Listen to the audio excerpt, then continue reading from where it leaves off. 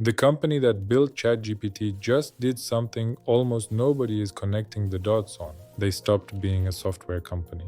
In the last 18 months, OpenAI quietly hired the man who designed the iPhone, rebuilt a robotics division they had shut down, filed patents for humanoid robots with, quote, limbs, and started building a physical device meant to sit in your pocket every single day. Sam Altman didn't say it on a stage, but the message is unmistakable. OpenAI has decided that an AI you talk to is not enough. It needs a body. It needs to be in your house, and it's coming faster than you think. 3 things you need to understand by the end of this video. First, the device OpenAI is building with the legendary designer behind the iPhone, the thing they want to be the third device you own after your phone and laptop. Second, the robotics division OpenAI shut down once, secretly rebuilt, and what their own job listings accidentally revealed about it. And third, the $20,000 robot already shipping into homes this year and the unsettling detail about who might actually be controlling it. This isn't OpenAI building a product, it's OpenAI building an empire. Let's get into it. To understand what OpenAI is doing, you have to understand the trap they're in. ChatGPT has hundreds of millions of users, but every single one of them reaches OpenAI through someone else's hardware. An iPhone, an Android phone, a Windows laptop. OpenAI doesn't own the door. Apple does, Google does, and that's a dangerous place to be. The most powerful AI company in the world is a guest in everyone else's house, and the host can change the locks anytime. Sam Altman's way out is something he's said over and over. AI can't just live on a screen. To become what he calls AGI, it needs to perceive the real world. It needs sensors, presence, in his words, a body. Read that literally, not a metaphor.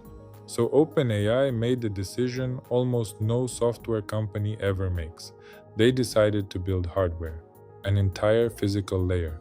Something for your pocket, something for your home. And the pocket device comes first, designed strangely enough by a man Apple depended on for 20 years. In 2025, OpenAI did something that sent a quiet shock through Silicon Valley.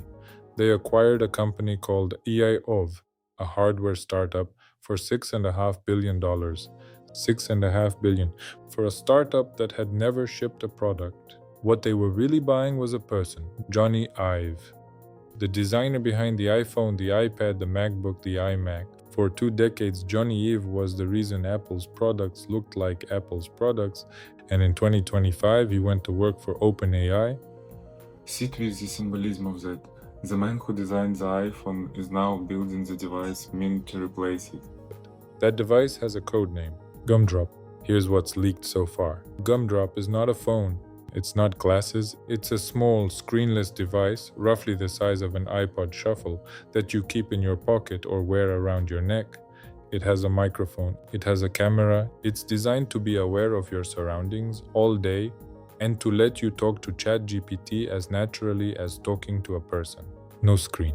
That's the radical part. OpenAI is betting the next computer is something you talk to, not something you stare at. The internal goal, according to leaks, is for Gumdrop to become, quote, the third core device after the iPhone and the MacBook. Not an accessory, a category. It's being manufactured by Foxconn, the same company that builds the iPhone. OpenAI specifically moved production out of China to Vietnam or the US. Prototypes already exist. Altman and Ive have confirmed that directly. The target launch window, 2026 to 2027. The rumored price, around $400 to $600. Now think about what this actually is. A camera and a microphone designed to be on all day, recording the context of your life, feeding it to OpenAI's models. The convenience is obvious, so is the other thing. We will come back to that. Because a pocket device is only half of OpenAI's hardware plan. The other half doesn't sit in your pocket, it walks. Here's the other half, and it's the part OpenAI has worked hardest to keep quiet. Years ago, OpenAI had a robotics team. In 2021, they shut it down. The official reason, not enough training data, the problem was too hard. For a while, OpenAI's position on robots was simple. Let other companies build the bodies, we'll just be the brain. Then, quietly in 2025, they rebuilt it. OpenAI reassembled a dedicated robotics division and hired more than a dozen engineers specializing in humanoid systems. They didn't announce it. There was no blog post, no keynote. We know because of two things they couldn't hide: trademark filings and job listings. The trademarks were for, quote, user programmable humanoid robots with the ability to communicate and learn. But the job listings are where it gets vivid. OpenAI posted roles to build robotic hardware. One listing said the company works across a broad range of robotic form factors. Another stated the robots would have, and this is their word, limbs. Another implied OpenAI would hire contract workers just to test physical prototypes. Read what that actually describes. Not software, not a model, a machine with arms being tested by humans in a lab right now. And there's a strategic question buried underneath all of this. The question that explains everything OpenAI does next. There are two ways to win robotics. Option 1. Be the brain only. License your AI to every robot maker on Earth, collect a fee, stay light. Option 2. Be the brain and the body. Build the whole machine, own all of it. Being the brain is safe. Being the body is a logistical nightmare, but if you win, you don't just sell software. You own the most valuable machine of the century, end to end. For years, OpenAI chose the safe path. The rebuilt division, the trademarks, the listings, they all point to the same thing. OpenAI is done playing it safe. And to see what that looks like in the real world, you don't have to wait. There's already a robot. It already has a price, and it is already heading toward people's front doors. The robot is called a Neo. It's built by a company named AEO, and OpenAI has been backing AEO for years. Neo is a humanoid robot designed for one place, your home. Not a factory, not a warehouse, your kitchen, your living room. It's built to do laundry, tidy up, carry things, handle everyday chores. It stands roughly human height. It's designed to look soft, calm, non-threatening. Because IO knows exactly how unsettling a robot in your home actually is. The price? $20,000? Or a subscription monthly like a phone plan.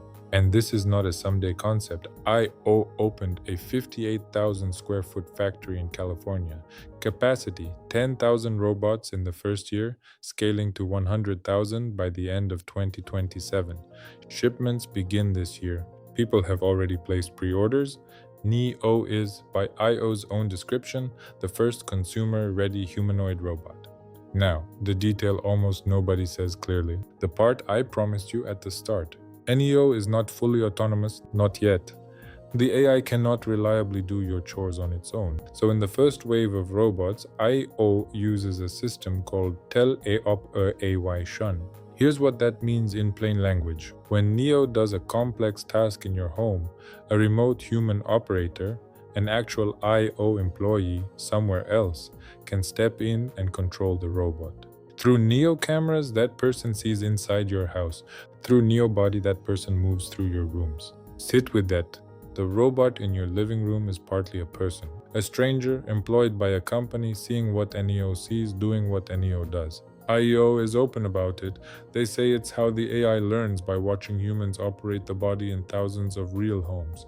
It's temporary, they say. The AI will take over eventually. But today, the convenience and the cost are the same thing.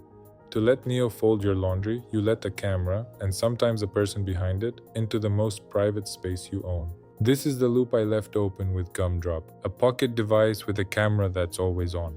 A home robot with cameras that move through your house, both feeding the same company. OpenAI's hardware empire isn't just about being useful, it's about presence, being in the room with you. And Neo is just one robot from one company OpenAI funds. The real question is what happens when OpenAI stops funding the players and becomes one. Here's the part that makes this an empire, not a product. OpenAI funds IO, the maker of Neo. OpenAI also funded Figure, another humanoid company. But OpenAI is now rebuilding robots in-house, which means OpenAI is about to compete directly with the very companies it bankrolled. It's already started. OpenAI's partnership with Figure ended. Figure walked away to build its own AI, and now Figure is a rival. with billions from Microsoft and Nvidia behind it. Tesla is mass-producing Optimus. Chinese firms are flooding the market with cheaper humanoids every month. So look at the full board. OpenAI is building a pocket device to fight Apple, humanoid robots to fight Tesla, and figure a home robot pipeline through I/O. And the prize they're all chasing is projected to be worth up to $7 trillion by 2050.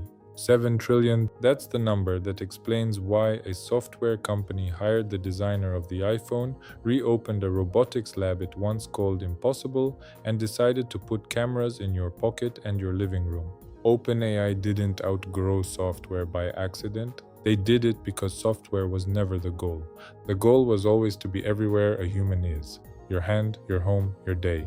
And whether that's the most exciting future in tech or the most unsettling depends entirely on how much of your life you're willing to let in. If this gave you the full picture on what OpenAI is actually building, the picture no one else is connecting, do two things. Hit like, so the algorithm shows this to people still getting it one fragment at a time. And tell me in the comments, a robot that does your laundry but lets a stranger see your home. Would you let it in? Next video, I'm going deep on the company at the center of this, I/O, and the question that decides everything.